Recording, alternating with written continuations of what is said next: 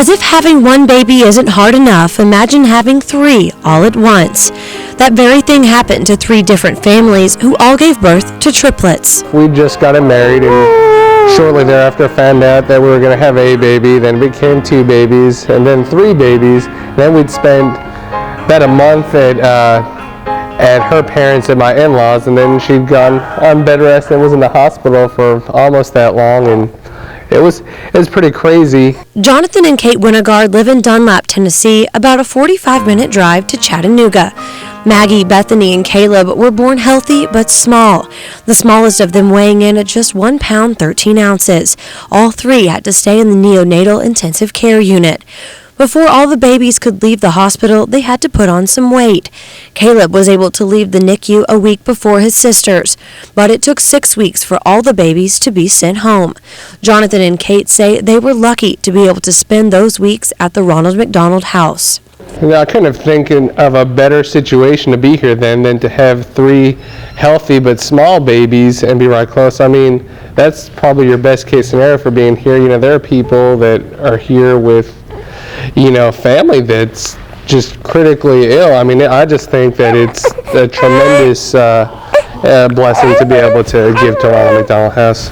Chris and Kim Snow had a similar story. Their triplets, Elizabeth, Natalie, and Anna, are 9 months old now, but they were born premature and small, all weighing around 3 pounds. The girls were 2 months early, and so they were in the NICU for 3 weeks.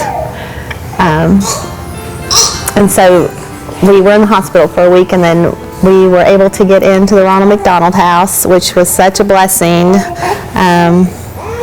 because we could just stay right across the street from where they were. A little bit helpless, but we knew that there's a very good hospital here. That we live in Dalton, so it's 45 minutes away, so it was nice to have this house to stay in. But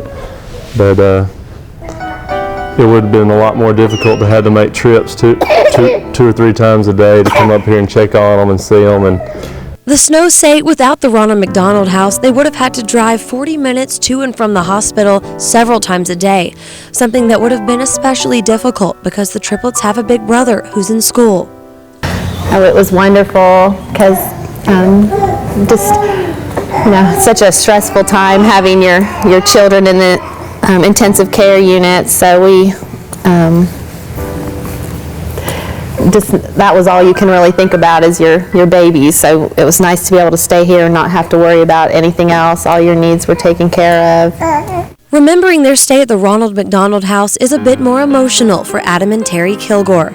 Their 3 sons, Reed, Ryan, and Riley, were born at 34 weeks. By that time, Terry had already been away from home in the hospital on bed rest for 4 weeks. Riley was a healthy 4 pounds 9 ounces, but his brothers were each just over 3 pounds. I don't know, it's hard to explain unless you're in the situation.